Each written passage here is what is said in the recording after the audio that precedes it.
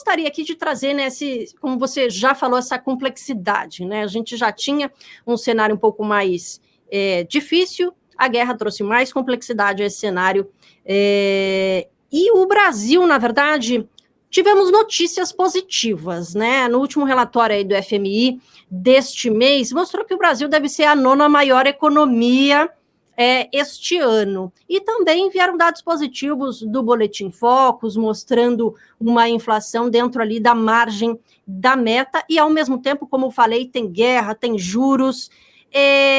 Isso, de alguma forma, esse cenário macro, como é que pode ser esse impacto aqui para a nossa economia? Pode mudar a perspectiva positiva que a gente tem para a nossa economia?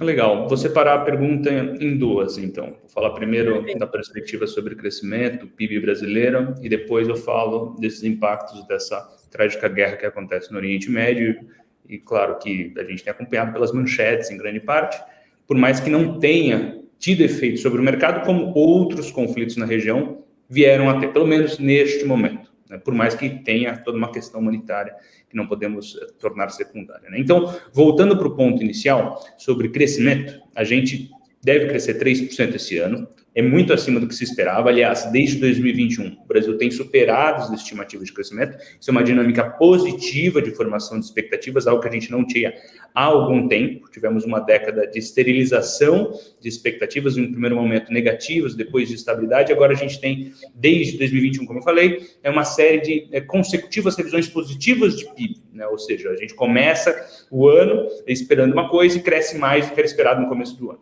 Isso é uma dinâmica positiva. E agora a gente deve recuperar um top 10, né? Nossa posição top 10 entre PIBs globais, desta vez muito impactado por agro, né? A gente teve um belo primeiro trimestre de agro, o segundo trimestre não foi tão ruim quanto se esperava, teve queda na comparação trimestral do agro, mas ainda assim foi bem melhor do que se pressupunha, e na comparação anual continuava crescendo. Em outras palavras, a gente está sendo impulsionado por um agro que melhorou muito em termos de balanço comercial, a estrutura dessa balança brasileira é muito positiva, uma tendência, numa dinâmica que pode se manter, né? A gente teve não só ganhos em algum certo modo estruturais por conta das reformas, isso é importante, mas também a gente teve ganhos de qualidade na nossa balança comercial que acumulava até meados do terceiro trimestre mais de 60 bilhões de dólares, né, de superávit. A gente deve fechar o ano com mais de 90 bilhões de dólares em superávit. Isso é muito relevante, né, né, muito impulsionado por milho, por soja, por commodities agrícolas. Aí você fala, nossa, mas commodities agrícolas é cíclica. Sim, isso é verdade, mas ainda que seja cíclica, e nós somos reféns da ciclicalidade dos mercados internacionais, o Brasil ganhou, como eu falei, qualidade, que eu quero dizer, é mais resiliente do que no passado. Em outras palavras, a gente consegue enfrentar mais desaforo, algo que parece ter vindo para ficar. Principalmente uma tendência de que, demograficamente, a gente deve adicionar, né, nas próximas décadas, mais de 1 bilhão de pessoas no mundo. As pessoas precisam comer. Aí você fala assim, em termos de taxa de crescimento, pode não ser o que era no passado, mas em termos absolutos, nunca se adicionou tantas pessoas para consumirem produtos, né, agrícolas para comer, na alimentação, como no passado, como hoje, né? Então, como hoje, nunca se adicionou tanto. Então, em outras palavras, como a gente precisa alimentar esse povo, e como o Brasil é responsável por 10% de toda a produção de produtos agroalimentares e pela mais de 8% de toda a exportação, é natural pensar que, em se tratando de segurança alimentar, o Brasil seja pauta, esteja dentro de todas as discussões de debate da comunidade internacional. O que eu quero dizer com isso? A gente tem ganhos estruturais que vieram para ficar de PIB. Então, essa tendência que vimos ao longo dos últimos anos, recuperando esse patamar de PIB que nós não víamos há algum tempo, perdemos muito por conta da desvalorização da nossa moeda também, né? Não podemos deixar de falar isso, a gente perdeu posições por conta dessa desvalorização e agora a gente começa a normalizar esse processo, por mais que a nossa moeda tenha ficado aí nesse patamar por volta de R$5. Então a gente voltou para o nosso lugar oficial, nosso lugar de origem, entre aspas aqui, porque nitidamente, pelo tamanho e pelo porte, o Brasil deve sim permanecer entre os top 10, por tudo isso que eu falei, né? Não só as reformas, que foram sim importantes do ponto de vista de produtividade, né? Inclusive, o Brasil, se a gente olhar nas últimas 3 décadas, o Brasil melhorou em diferentes aspectos. Melhorou.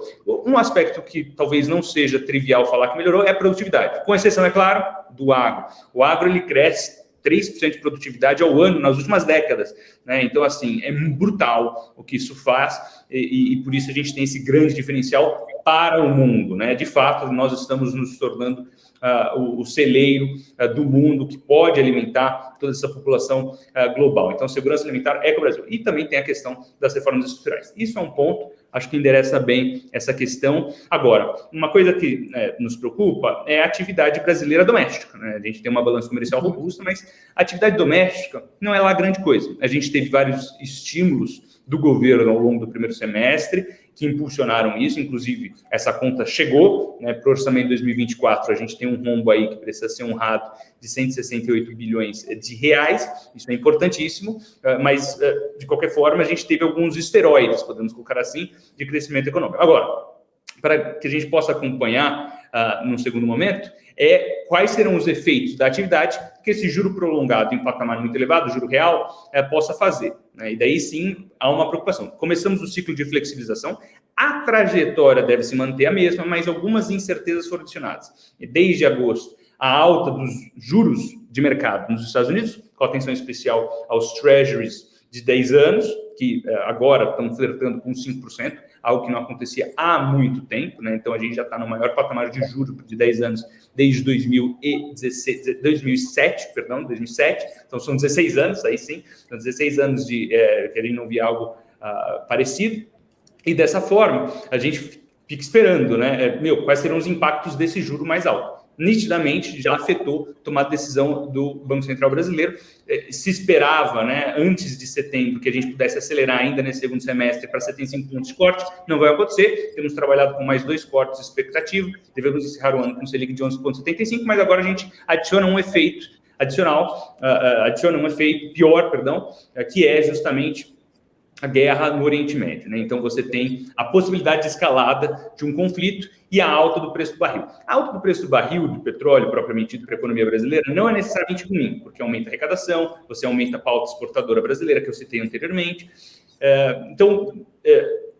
Tirando a questão que, porventura, a alta do petróleo poderia ser positiva, a gente tem a vetor negativo para o mundo, que é a inflação, né? Então, aqui a gente está falando de uma alta exacerbada da inflação, né? Porque em 12 meses o petróleo não saiu muito lugar, ele teve muita volatilidade no primeiro semestre, então em 12 meses, comparativamente, não saiu muito lugar, mas você tem um vetor de stickiness, né? Então, o que é o stickiness? É o sticky, né? Stick inflation, né? É o quão pegajoso é esse fator inflacionário, quão pegajosa essa inflação e quão mais resiliente, portanto, ela será, quão mais difícil é para o Banco Central, não só do Brasil, do mundo inteiro, enfrentar essa inflação por conta dessa alta do petróleo, por conta de um petróleo mais elevado. Daí sim você tem um desafio do FED. Inclusive, começou a se aventar, algumas fontes do mercado começaram a falar de 2 ciclos diferentes de corte de juros. Primeiro, ele leva ainda, continua descendo, né, na primeira metade de 2024 até algo próximo de 10,5%, e depois ele espera por mais dados. É claro que tudo isso pode mudar ao longo dos próximos meses, caso a gente tenha uma desaceleração da economia americana,